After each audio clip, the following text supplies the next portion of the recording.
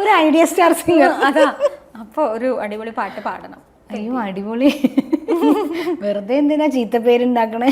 മലയാളവും ഡിവോഷണൽ പാട്ടുകളല്ലാണ്ട് വേറെ ലാംഗ്വേജിൽ പാടാറ് അതൊക്കെ ഉണ്ട്, ഹിന്ദിയും തമിഴും ഒക്കെ പാടാറുണ്ട്. അപ്പം നൈസായിട്ട് ഒരു അടിപൊളി പാട്ടിലോട്ട് ഈ റൗഡി ബേബിയൊക്കെ പാടിയിട്ടുണ്ട് സ്റ്റേജിൽ. പക്ഷേ മറ്റേ അതുമാതിരി ഏതായിരുന്നു നമ്മുടെ കൊക്കര കൊക്കരക്കോ എന്നൊക്കെ പറയുന്ന പാട്ടുകളൊക്കെ അതൊക്കെ പാടിയിട്ടുണ്ട്. പക്ഷെ അതൊന്നും ലൈവ് ഞാൻ പാടി ഏൽക്കില്ല. എനിക്ക് മെലഡിയാണ് എൻ്റെ.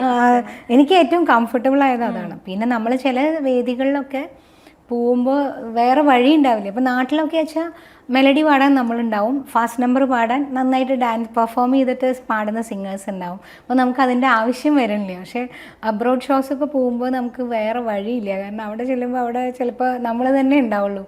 അപ്പോൾ നമ്മളിത് പഠിക്കേണ്ടതായിട്ട് വരും. അപ്പം ഞാൻ അനങ്ങില്ല, പക്ഷെ പാട്ട് പാടും. അവിടെ തന്നെ നിൽക്കും, എന്നിട്ട് അടിപൊളി പാടും.